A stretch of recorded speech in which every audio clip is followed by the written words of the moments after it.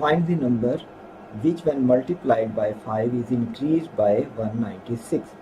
अगर किसी नंबर को 5 से मल्टीप्लाई किया जाए तो उसमें 196 की इंक्रीज हो जाती है, यानी कि हम कहते हैं कि 5x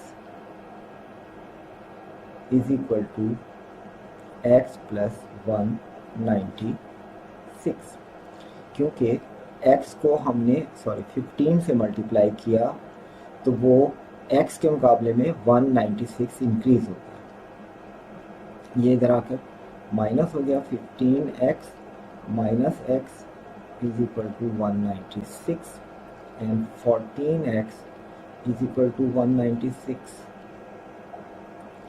और x is equal to 196 over 14 जो कि इक्वल है 14 के। और इस क्वेश्चन का आंसर है ऑप्शन सी।